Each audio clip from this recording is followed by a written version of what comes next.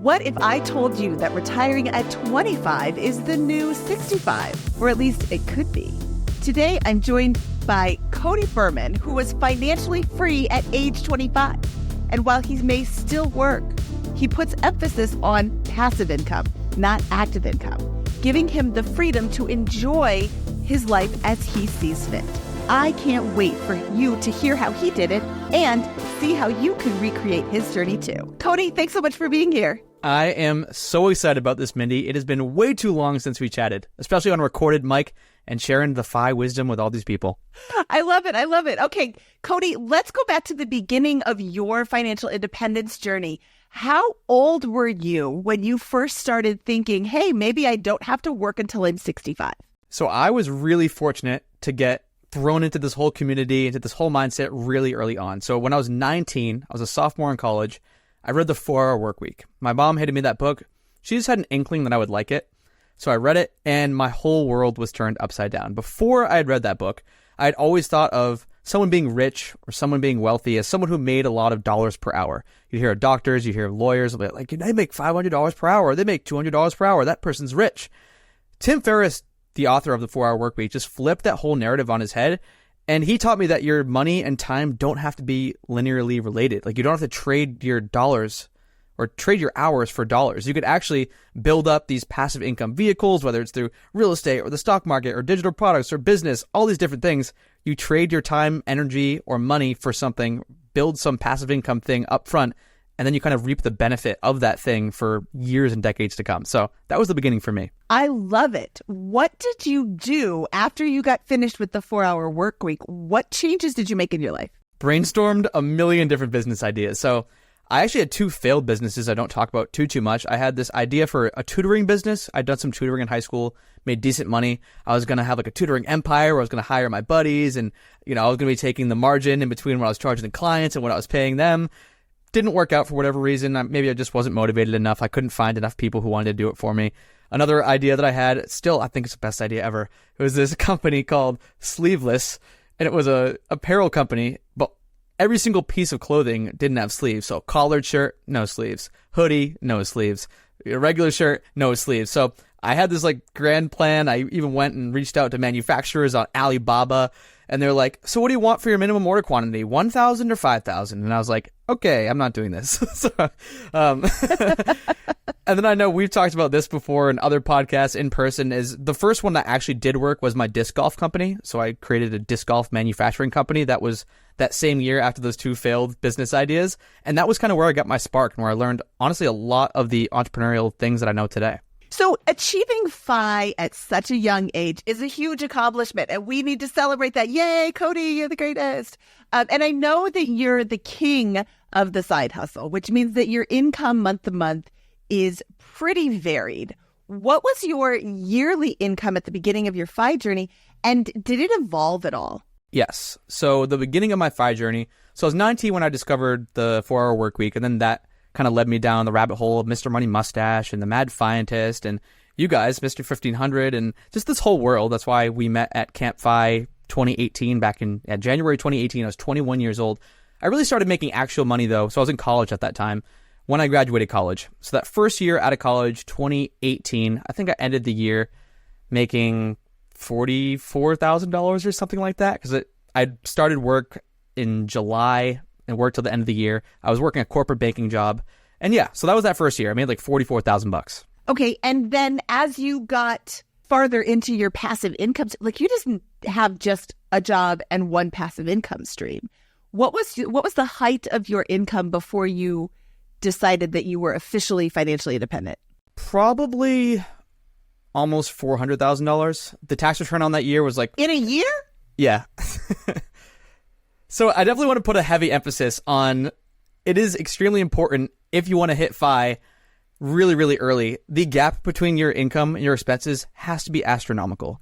I mean, for me to start earning money at 21, 22 and then hit FI by 25, yeah, I'm not going to try to sugarcoat it. Like it might not be 100% repeatable for everyone, but the bigger you can get the gap between your income and your expenses, the faster that you're going to be able to hit financial freedom. Absolutely agree with that. So what are you spending, Cody, with your $400,000 a year income? I was spending around $25,000. So my savings rate was like 92 or 93%. It was insanity.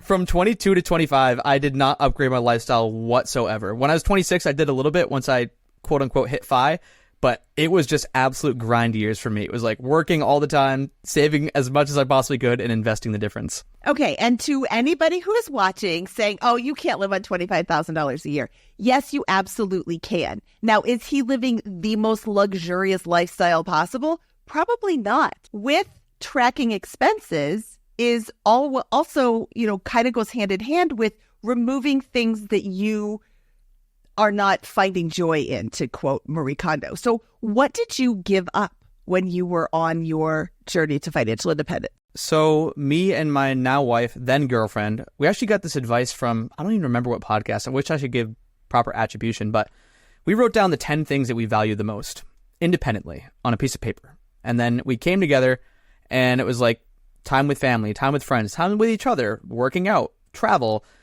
eating good food. And so we look at our list and we're like, okay, this is our North Star. Let's spend our money on the things that are actually on this list. What wasn't on that list? A McMansion. What wasn't on that list? Driving a super nice car. What wasn't on that list? Going to the club every weekend. So it was like, okay, the things that did cost money on that list was like food, travel. We still did those smarter. I know you mentioned travel hacking before, and we were really intentional about groceries, and we have some hacks for saving money on restaurants, but that's where we would spend our money. So if it's helpful, I actually have the numbers, because my expenses from like 22 to 25, age 22 to 25, pretty much stayed exactly the same. And I have them right here if that's helpful for listeners. Yes, absolutely. I want these expenses. Okay. And you'll see it's reflective of what I was just saying. Like we're spending more on the food and the travel and the entertainment and stuff. Okay. So right after college, I actually moved to Boston, which some people might think is not a super high cost of living city. Well, yes, if you're living in a 1-bedroom apartment in Seaport. But so I was splitting a 3-bedroom house, $2,700 a month. And so each room was $900, and I was actually splitting a room, so my rent was $450. Oh, so it was like wasn't ideal.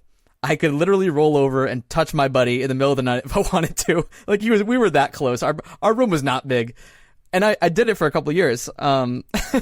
Fortunately, then I ended up like house hacking and buying a house, and we can get into that too.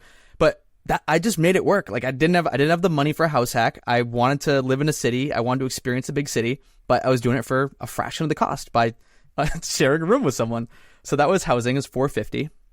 Transportation, I still drove the same paid off truck that I had been driving for years at that point. So transportation was just gas and insurance, which was on average $300 a month.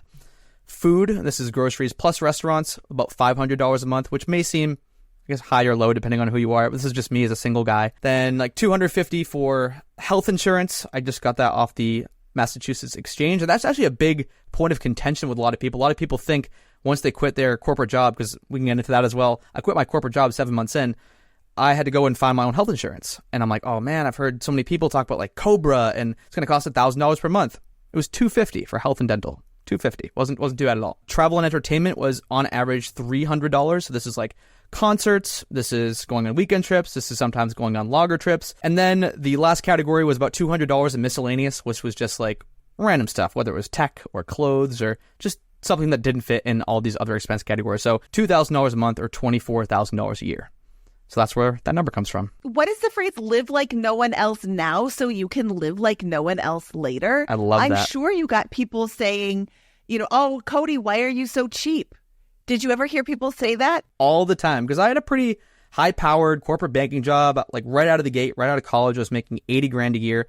People are still seeing me drive the same truck, and I'm sharing a room in Boston. They're like, what are you doing? Why don't you like lease a car? Why don't you get the newest model? Why don't you upgrade and live in this nice apartment? I'm like, well, I'm trying to hit financial freedom. Like I had it all mapped out. I'm like, I need to keep my savings rate at this percentage. I'm trying to invest this much every month. And those are two things I don't particularly care about. Like I can sacrifice now. I lived in a dump in college. Like I can keep that up for a couple more years. It's not a big deal. Take advantage of your youth. If you're listening to this, you're in your 20s, you're in your 30s, and you're still slumming it and you're cool with that and you haven't inflated your lifestyle at all, use that to your advantage. Don't be down on yourself and be like, oh man, I wish I had the nice car, the nice apartment. You actually have a leg up on the people who have the nice car and the nice apartment because their fixed expenses are so much higher and it's harder for them to get that so important, that gap between their income and their expenses to invest. Yes. And now those same people who 5 years ago were saying, Cody, why don't you get a nicer car and have a nicer clothes and live in a nicer place, are now saying, gosh, Cody, how did you do it? It's not that hard. It's not that easy. It takes work, but it's not that hard. You have income and you spend less than that.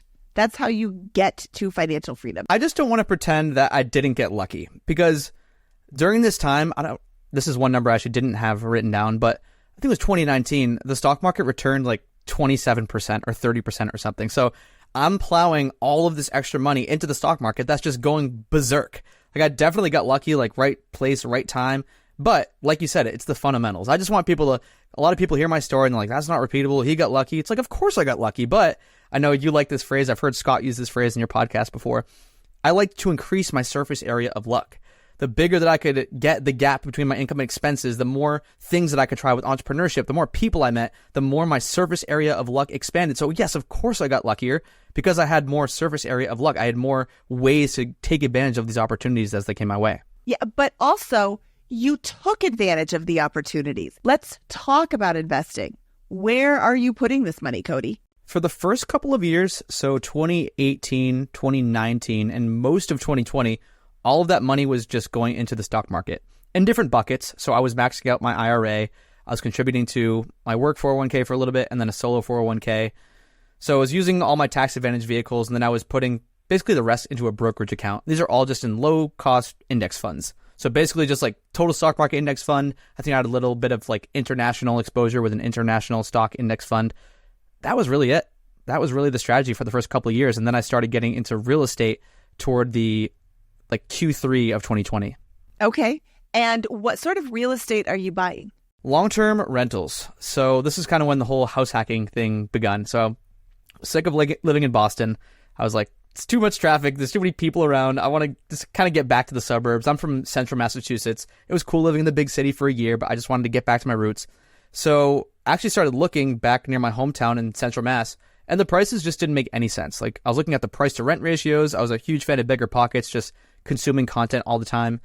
And it just didn't make sense. Like, a lot of the properties would maybe eke out the 1% rule, but I'm like, I don't know. The numbers just don't seem as flashy as what I'm seeing online from some of the other people's in these forums. So I had a buddy recommend, he's like, hey, look over the border to Connecticut. So I looked in Connecticut, and the price to rents are just fantastic. I'm like, this is amazing. So we, meaning me and my then girlfriend, now wife, Lauren, we bought a 3-family down in Connecticut. We lived in the basement unit. So we lived in a 1-bed, 1-bath, and then above us was a split duplex with 3-bed and 1-bath on each side.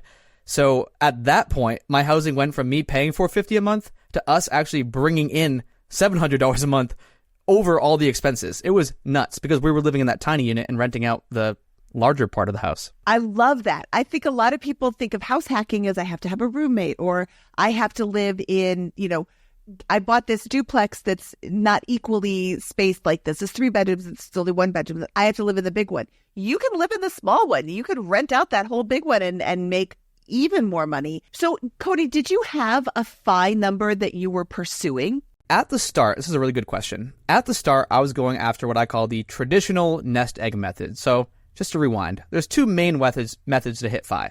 There's like the traditional nest egg where you save up 25 times your expenses, or it's called the 4% rule. If you're spending $40K a year, 25 times that, you need $1 million invested, and you could take 4% of that every year to live on, which is how you get your 40K. 4% rule, 25x, whatever way you want to swing it. The other way, and this is what a lot of people in the BiggerPockets community I'm sure are doing, is cash flow financial independence. So once you get to a point where your passive or mostly passive cash flow can cover your cost of living, then you're financially independent at that point. So my original goal, the reason I'm giving this huge preamble, my original goal was to go the traditional route. I was going to save up 25 times my expenses. I was hoping for like $1 million or maybe $1.5 million invested. And at that point I could spend, 40 to 60 grand a year, whatever my expenses were looking like. But then I stumbled into real estate, and I had talked to so many people and interviewed a bunch of people, and they were hitting FI in like 2 years off of real estate. I'm like, okay, I'm missing out. I'm doing the slow method. I'm just doing traditional 4% roll FI. Let me try this real estate thing. So we actually ended up buying, this sounds crazy, but again, remember I was making 10x or more than that, 15x what my expenses were during that last year before I quote unquote hit FI. A lot of disposable income. We ended up buying 11 units that year. So the year where we bought that first house hack, a month later, we bought a duplex. Like a couple months after that, we bought another 3-family. A couple months after that, we bought another 3-family. So by the end of that calendar year, we had ended up buying 11 rental units. And after all expenses were said and done, we were netting like between $3,000 and $3,500 a month. So I had outlaid a huge chunk of cash, probably close to $350 or $400K in down payments on all these different properties from money that I had saved up. And at the time, my stock market investments were like around $500K. So my net worth was like pretty close to $1 million. I hit the $1 million mark right before my 26th birthday. So I can officially say I hit it at 25. But I'm mathing this out for you fire nerds out there. So at the point where I kind of hit this milestone, the $1 million mark, I had like $500K in the stock market. So with the 4% rule, I'm like, okay, I can spend about $20K a year from this little bundle. Then we had our rental properties and we were netting, let's just use the conservative number, $3,000 a month from them. So I'm like, okay, cool. Like we have $5,000 a month that we can spend. That's $60,000 a year. Our expenses right now are way, way less than that. I think we just hit financial freedom. And so that's how all that kind of mathed out. So yeah, you're generating $3,000 a month in cash flow while spending $2,000 for yourself. That is the delta. You're making more than you need. And real estate is not truly passive, but when you're buying right and you've got great properties with tenants that are paying their rent, then that's financial freedom. So, Cody, what do you think are some of the biggest misconceptions of financial independence? I think a lot of people think it's deprivation, whereas hopefully people don't hear this story and think that I was depriving myself. Because we can go back, and I was actually going to talk about this today a little bit. I mentioned some of these expense categories. It's not like I'm just shutting myself in my apartment, not going out, not hanging out with friends, not traveling, not doing these things. I'm just finding a smarter way to do it. So for traveling, I'm using credit card points to do travel hacking. I'm staying in Airbnbs with credit card points. I'm booking hotels with credit card points. For food, instead of going out and me and Lauren getting a couple drinks each and getting an app and 2 entrees, like sometimes we used to just go out and we'd get an entree and an app and split them. And that was it. And we wouldn't go out, get any drinks, but we'd still have fun with our friends. Like we'd still be going out. I remember also going to the bar and people would be spending $100 a night going out to the bar. It's like, I just pre-gamed and I'd only buy 1 or 2 drinks at the bar. So I was still doing all of the things. It was just, I was finding a slightly more optimal way to do them. So yeah, I don't want people to think that they hear this story and they're like, oh man, like I'm just going to buckle down. Like don't sacrifice life for FI. That's not the point. You're missing the point if that's what you try to do. You have to build your dream life as you're going down the financial independence path. I think there's a huge misconception actually. A lot of people think once they hit some magic number that all of their wildest dreams are going to come true, all of their goals, they're finally going to start going after them. It's like, if you want to learn Spanish, if you want to get in shape, if you want to have a better relationship, and you think any of those things are just going to start happening the second you hit FI, you are extremely misinformed. Like, you could be learning Spanish while you're at your day job. Maybe you can only do 30 minutes a week. Maybe you can only work out 3 times a week. Maybe you can only allocate a certain amount of time to hang out with your partner or spouse while you're in that day job. But once you hit financial independence, yes, you'll have some of that time back, but it's not like you're just going to all of a sudden start forming these new habits. So you really have to intentionally start thinking about that dream life during the journey.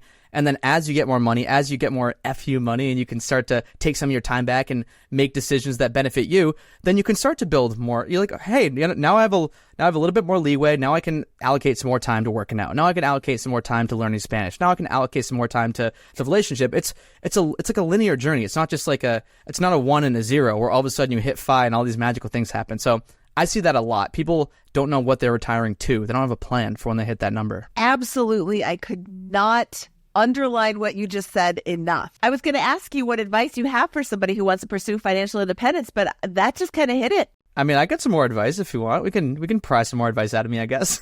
Cody, this is the all you show. Hit me with all the advice. Okay. So something that I didn't realize early on, like I said at the very beginning, I used to always think that rich people were just people who made really high dollars per hour. The doctors, the lawyers, the $500 per hour, whatever.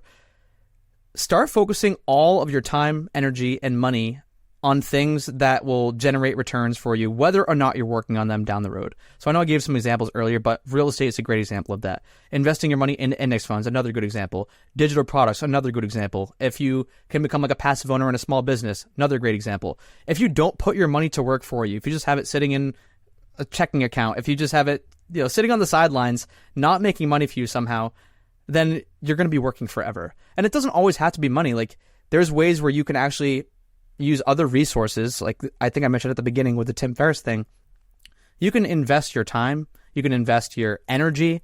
And then the third thing is money. So if you don't have money, if you're someone who's young and listening to this, or maybe you're older and starting your journey and you're living paycheck to paycheck, start to use some of that time during the nights or during your weekends to build that side hustle, to launch that thing, to launch that passive income product, whatever that looks like to you. There's a lot of ways to do it, but use whatever resources you have and just throw it all at building these passive income machines that pay you whether or not you're working.